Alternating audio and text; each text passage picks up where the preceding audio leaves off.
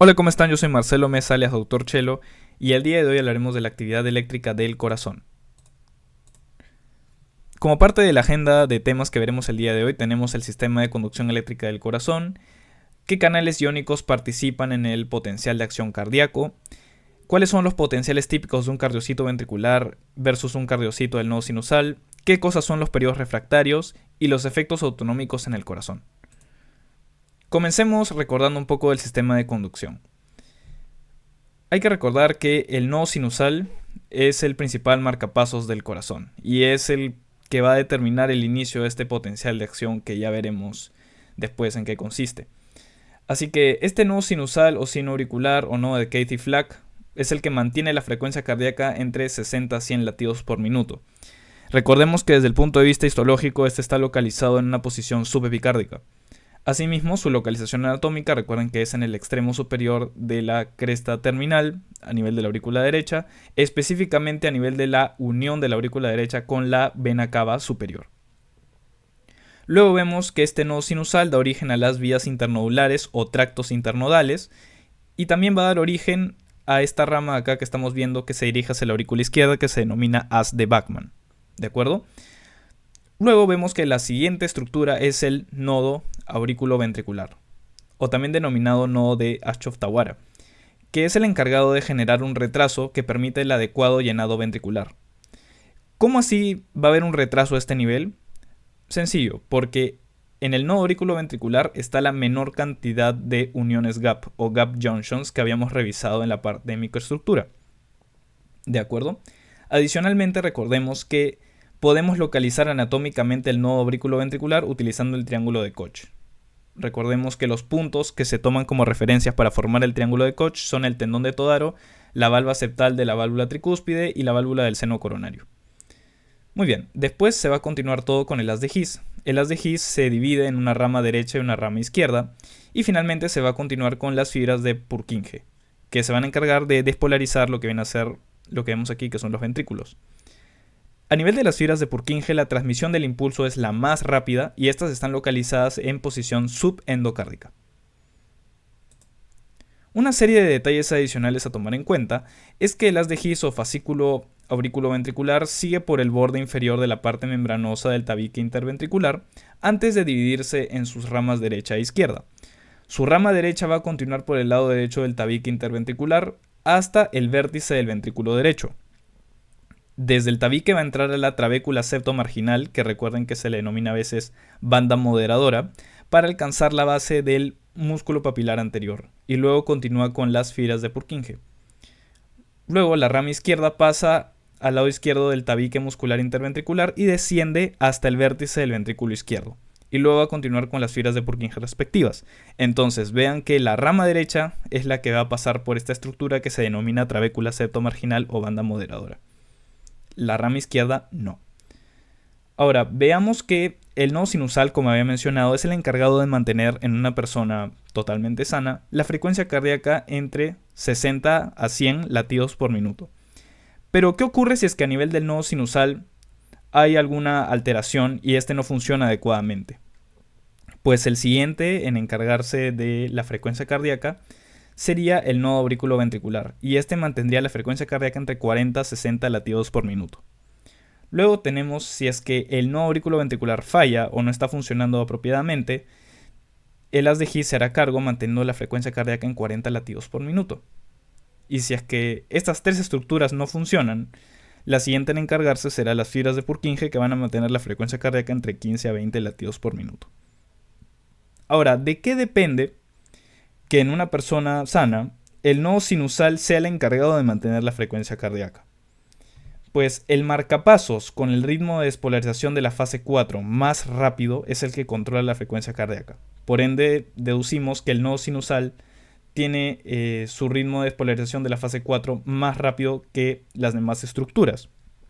Y por ende se suprime la capacidad de despolarización espontánea que tienen las demás, ¿de acuerdo? Solo el nodo sinusal es el encargado, si es que está totalmente indemne, de tener esta despolarización espontánea que va a determinar todo el potencial de acción que vamos a ver a continuación. Y ya detallaremos qué cosa es esto de la fase 4. Muy bien, entonces esto es para recordar únicamente cuál es el recorrido, ¿no?, del sistema de conducción, y vamos a detallar qué fenómenos ocurren a nivel de potencial de acción para que este sistema de conducción genere la contracción del corazón. Muy bien, ahora hablemos de los canales iónicos que participan en el potencial de acción cardíaco. Así que, ¿cuáles son los canales iónicos que participan? Pues siempre en el corazón hay canales de potasio independientes que están funcionando, que siempre están abiertos, y lo que van a hacer es expulsar potasio desde el intracelular de las células cardíacas hacia el extracelular. ¿De acuerdo? Entonces el potasio fluye constantemente hacia afuera de la célula.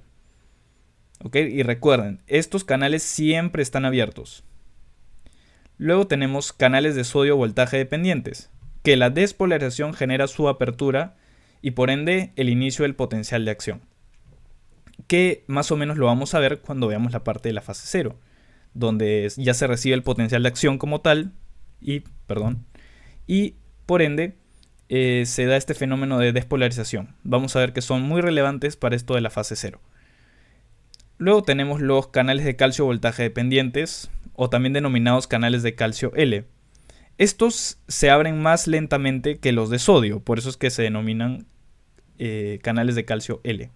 Y son importantes para el ingreso de calcio a nivel del músculo cardíaco, ya que recordemos que el calcio participa en lo que es la contracción muscular.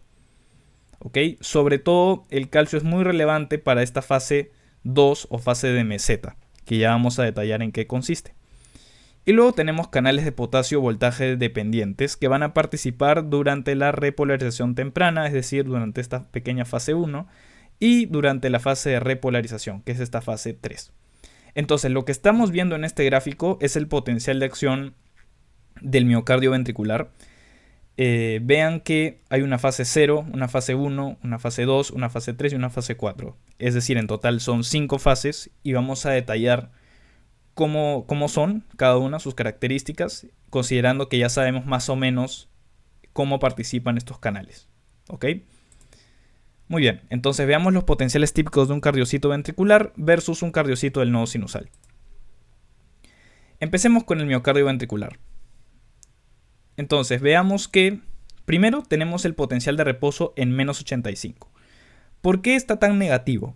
Porque recordemos que hay canales de potasio independientes que constantemente están expulsando el potasio desde el intracelular hacia el extracelular. Y el potasio es una carga positiva, por lo tanto el interior de la membrana está negativo, ¿no?, en menos 85. Entonces, se recibe el potencial de acción, que por quién fue dado, por el sistema de conducción cardíaco, ¿no?, y hay apertura de canales de sodio voltaje dependientes.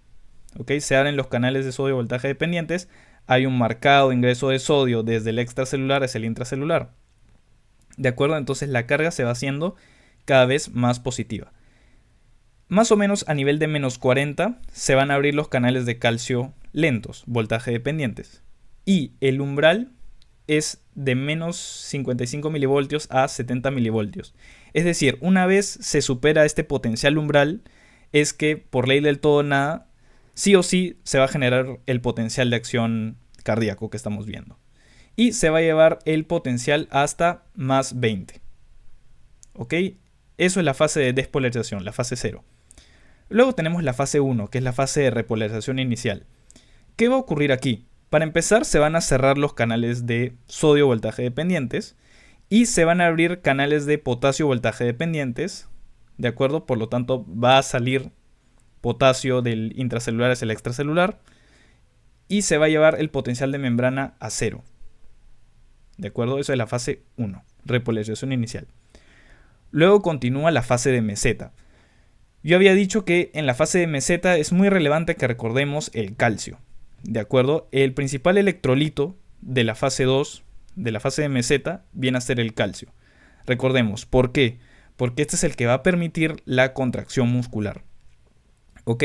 Entonces, en la fase de meseta, los canales de calcio L generan un ingreso de calcio que va a igualar la salida de potasio dada por los canales voltaje dependientes de potasio. ¿De acuerdo? Entonces, dado que tenemos ingreso de calcio en la misma proporción que la salida de potasio, esto hace que la carga no varíe, ¿no? Y se mantenga. Por eso es que esta se denomina fase de meseta. ¿Ok? Luego continuamos con la fase 3, que es la fase de repolarización. Los canales de calcio ya se van a cerrar y la salida de potasio se va a dar por canales rectificadores de potasio, ¿no? Voltaje dependientes. Entonces va saliendo el potasio de la célula, incluyendo obviamente los canales independientes de potasio, y finalmente llegaremos a la fase 4. Ahora, en la fase 4 ya volvemos al potencial de reposo. Y ahora, ¿por qué el potencial regresa hasta menos 85 y no llega, por ejemplo, hasta el punto de equilibrio del potasio? Porque tenemos una bomba de sodio-potasio ATPasa que lo que hace es que por más que constantemente esté saliendo potasio de la célula, esta bomba lo que va a hacer es ingresar 2 moléculas de potasio y va a expulsar 3 de sodio, ¿de acuerdo? Y por lo tanto se mantiene el potencial en menos 85. No se llega al potencial de equilibrio del potasio porque eso generaría una hiperpolarización y por ende la célula no sería excitable. Por eso es que es muy importante que tengamos la ATPasa de sodio y potasio. Muy bien, entonces vemos aquí este potencial del ventrículo, que es el que hemos explicado. Vemos que el de la aurícula prácticamente no varía mucho, pero veamos que el del nodo sinusal es totalmente diferente, ¿no? Habíamos visto que había una fase 0, 1, 2, 3, 4, ¿no? En la aurícula igual, 0, 1, 2, 3, 4. Pero vean que en el nodo sinusal hay fase 4, fase 0 y fase 3. Interesante. Entonces vamos a detallar cuáles son estas diferencias que hay entre el potencial del ventrículo y del nodo sinusal. Entonces, el potencial de acción del nodo sinusal es diferente. Para empezar, el nodo sinusal presenta automatismo, puede generar espontáneamente sus propios potenciales de acción. No es que hay alguien que esté avisando al nodo sinusal que se tiene que despolarizar, ¿no? Él lo hace espontáneamente. Posee un potencial de membrana en reposo inestable. Como el corazón está latiendo constantemente, pues el nodo sinusal no reposa. No es que genere algún tipo de pausa. El nodo sinusal siempre se está despolarizando y volviendo a generar potenciales de acción. Y algo importante a notar de este potencial de acción es que no hay fase de meseta. ¿Ok? Muy bien. Entonces vamos a detallar qué cosa ocurre a nivel del nodo sinusal en estas fases. La fase 0 se denomina fase ascendente. El umbral del nodo sinusal está entre menos 30 milivoltios y menos 40 milivoltios. Esta fase no es tan rápido o abrupta como en el resto de tejidos cardíacos, que habíamos visto que la fase 0 pues, era prácticamente una espiga, ¿no? Una línea recta hacia arriba. Y lo que va a ocurrir es que hay un ingreso de calcio por canales de calcio tipo L, lo mismo que habíamos visto antes. Ahora veamos, no hay fases 1 y 2.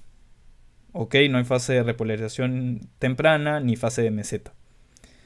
Luego continuamos con la fase de repolarización. ¿Cómo así se da? Porque hay salida de potasio de la célula por canales voltaje dependientes. Luego tenemos la fase 4, que es la despolarización espontánea o potencial marcapasos. ¿De acuerdo? Habíamos visto que antes, para saber si es que el nodo sinusal podía ser el que determinaba la frecuencia cardíaca en comparación con las demás estructuras del sistema de conducción, habíamos dicho que tenía la despolarización más rápida a nivel de la fase 4, ¿no? Entonces, veamos en qué consistía esta fase 4. Esta es la fase más larga del potencial de acción del nodo sinusal y es la fase responsable del automatismo de las células nodulares del nodo sinusal, como ya habíamos referido. ¿Qué es lo que va a ocurrir? Se abren canales lentos de sodio, o denominados Fanny también. ¿De acuerdo? Cuando el potencial llega a menos 50 milivoltios, se van a abrir canales de calcio tipo T. Ojo, no tipo L, tipo T. ¿Ya? Y luego en menos 40 milivoltios se van a abrir canales de calcio tipo L. ¿Ok? Y de ahí se explica, ¿no?, que se continúa con la fase 0 ascendente, ¿no?, considerando que ya se supera el umbral gracias a los canales de calcio tipo L. ¿Ok? Así que importante recordar todas estas fases. Muy bien, ahora veamos qué cosas son los periodos refractarios. Los periodos refractarios son periodos en donde no se puede producir un potencial de acción normal y por esa razón la célula se denomina refractaria. En otras palabras, en un periodo refractario no se puede generar un potencial de acción. ¿Ok? Aunque ya veremos que hay ciertas excepciones y ciertas explicaciones con esto de los periodos refractarios. Pero esa es la norma que siguen estos periodos refractarios. Esta es su razón de ser. Muy bien, entonces tenemos un periodo refractario absoluto, PRA, que lo estamos viendo aquí en este gráfico, ¿no? Así que, ¿en qué consiste este periodo refractario absoluto? No importa cuál sea la magnitud del estímulo que se reciba en ese punto, ¿ok? La célula es incapaz de generar un segundo potencial de acción debido a que la mayoría de canales de sodio están cerrados. ¿De acuerdo? ¿Qué partes va a abarcar este periodo refractario absoluto? La fase de ascenso, ¿no?, que habíamos visto, toda la fase de meseta y parte de la repolarización. ¿Ok? Más o menos a qué nivel concluye, a los menos 50 milivoltios. Entonces, durante todas estas fases es imposible generar algún tipo de potencial de acción adicional que nos malogre, por así decirlo, este potencial de acción normal, ¿no? Luego continuamos con el periodo refractario efectivo. El periodo refractario efectivo comprende el periodo refractario absoluto y dura algo más. Los canales de sodio empiezan a recuperarse en ese punto, pero no se puede realizar un potencial de acción propagado. ¿Ok? No hay suficiente corriente de entrada para conducir al estímulo al siguiente lugar de destino. Entonces, en el periodo refractario absoluto no se puede generar ningún tipo de potencial de acción porque ya sabemos que no hay canales de sodio recuperados. Y en el periodo refractario efectivo ya hay algunos recuperados, pero no se puede propagar este potencial de acción. Entonces, en estos dos periodos refractarios que hemos revisado, es imposible, no hay manera, ¿no? Independientemente de cuál sea el estímulo, es imposible generar otro potencial de acción. Luego vemos que tenemos el periodo refractario relativo, que comienza al final del periodo refractario absoluto y continúa hasta que la membrana celular se ha repolarizado casi por completo. El detalle con el periodo refractario relativo es que es posible generar otro potencial de acción, aunque se necesita un estímulo mayor de lo normal para generarlo. ¿Ok? Así que el periodo refractario relativo, si bien nos protege, si se recibe un potencial de acción con un estímulo mayor de lo normal, sí se va a producir otro potencial de acción. Entonces, cuidado. Luego tenemos el periodo supranormal, que es el que le sigue al periodo refractario relativo. Comienza cuando el potencial de membrana alcanza los menos 70 milivoltios y continúa hasta que la membrana esté completamente despolarizada de vuelta a los menos 85 milivoltios. ¿Qué es lo que ocurre en el periodo supranormal? La célula es más excitable de lo normal y como la mayoría de canales de sodio están recuperados, el potencial de membrana está más cerca del umbral que en el reposo. ¿De acuerdo? Por lo que es más fácil disparar un potencial de acción. Entonces un estímulo menor de lo normal va a disparar aquí un potencial de acción. Así que mucho cuidado. De hecho, la presencia de estímulos en estos periodos refractarios que requieren estímulos sea menor de lo normal o mayor de lo normal son la base del surgimiento por ahí de algún tipo de arritmia. Por eso es que es muy relevante conocer esto de los periodos refractarios. Muy bien, ahora veamos los efectos autonómicos en el corazón. ¿Qué efectos autonómicos hay en el corazón? Debemos considerar los siguientes. ¿Qué cosa es el cronotropismo? La influencia en la frecuencia cardíaca del corazón. ¿Qué es el dromotropismo? La influencia en la velocidad de conducción en el corazón. ¿Qué cosa es el inotropismo? La influencia en la fuerza de contracción del corazón. ¿Qué es el batmotropismo? La influencia en la excitabilidad del corazón. ¿Y qué cosa es el lucitropismo? La influencia en la relajación del corazón. Así que hemos dicho autonómicos, ¿no? Efectos autonómicos. Por lo tanto, ¿quién nos interesa aquí? El sistema nervioso autónomo. ¿De acuerdo? El sistema nervioso autónomo, que recordarán que tiene dos divisiones, la división simpática y la división parasimpática, como hemos revisado en otros videos del canal. Entonces, el sistema nervioso simpático, ¿qué cosa va a generar? Un efecto de cronotropismo positivo o efecto cronotrópico positivo, ¿no? ¿Qué es lo que va a ocurrir? Que genera un incremento de la frecuencia cardíaca, ¿no? Por ende una taquicardia. Recordemos que el sistema nervioso simpático se activaba en situaciones de lucha o huida y por lo tanto lo que ocurre en esas situaciones es que hay un incremento de la frecuencia cardíaca, taquicardia. Después el sistema nervioso simpático genera dromotropismo positivo, ¿de acuerdo? Es decir, va a haber una mayor velocidad de conducción en presencia de estimulación simpática, ¿ya? Luego, también va a generar inotropismo positivo. ¿Qué cosa significa esto? Que va a haber mayor fuerza de contracción del corazón. Se contrae con más fuerza. Luego vemos que hay un efecto de vasmotropismo positivo. Es decir, la célula en presencia de la estimulación simpática es más excitable. ¿Ok? Es decir, está más cerca del valor umbral y por lo tanto le es más sencillo hacer otro potencial de acción. ¿Se entiende? Luego tenemos el lucitropismo positivo, que hace referencia a la relajación más rápida. ¿Ok? Entonces, ¿cuáles son los efectos del sistema nervioso parasimpático? Pues básicamente lo opuesto. Genera un cronotropismo negativo, es decir, disminución de la frecuencia cardíaca, bradicardia, ¿no? Recordemos que el sistema nervioso parasimpático prima en situaciones de reposo o sedación. ¿Ok? Luego, dromotropismo negativo, es decir, va a haber menor velocidad de la conducción, inotropismo negativo, menor fuerza de contracción, pero este efecto es importante recordar que solo es en las aurículas, ¿ok? En el caso del inotropismo positivo sí se da en ventrículos y aurículas, en el caso del inotropismo negativo solo se da en aurículas. Muy bien.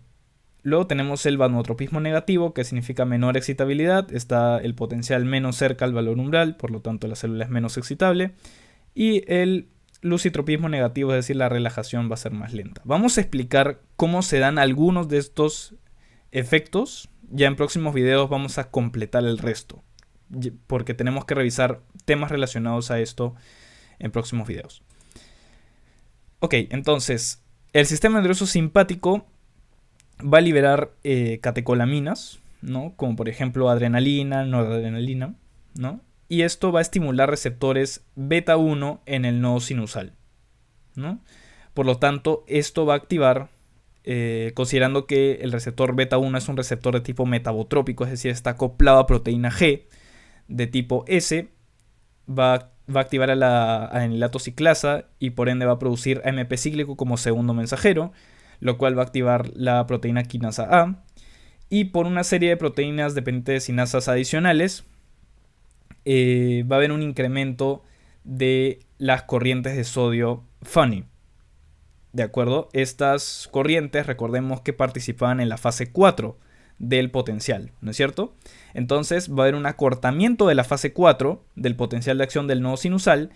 Y esto se va a traducir en ¿qué cosa? En un cronotropismo positivo.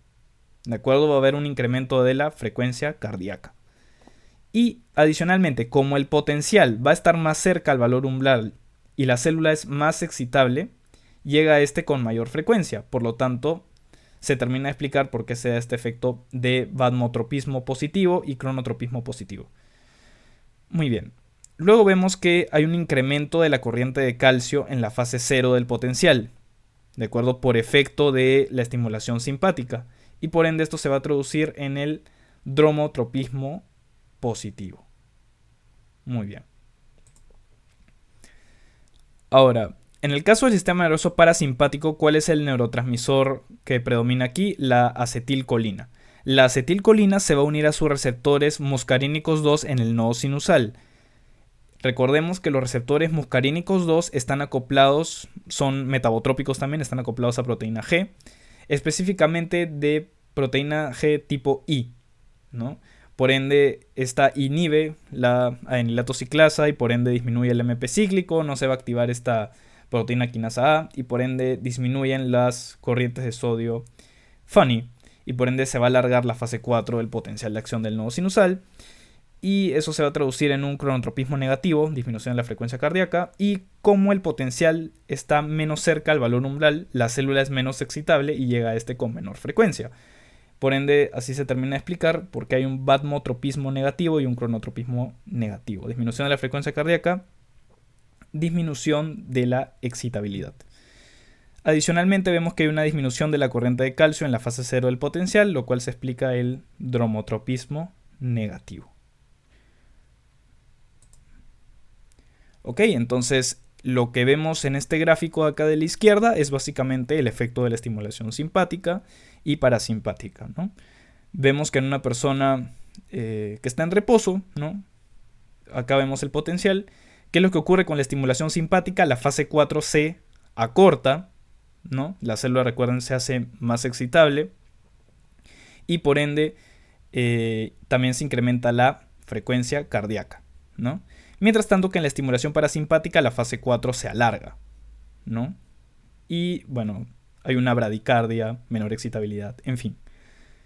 Luego vemos aquí en esta imagen de la derecha, lo que quiero que se lleven es cómo es la velocidad de conducción en cada punto del corazón, ¿no? En la aurícula vemos que es de 1, ¿no? En el nodo auriculoventricular vemos es de 0,01 a 0,05, ya que recordemos que esta es la parte más lenta, ¿no? Debido a la menor presencia de uniones gap en este punto. En las fibras de Purkinje vean que es súper rápido, ¿no? 2 a 4, ¿no? Muy rápido. Y en el ventrículo es igual que la aurícula. Muy bien. Entonces, esta es la bibliografía que utilicé para la realización del video de hoy. Espero que les haya servido. Dale like, suscríbete y ya nos vemos en el próximo video. Muchas gracias.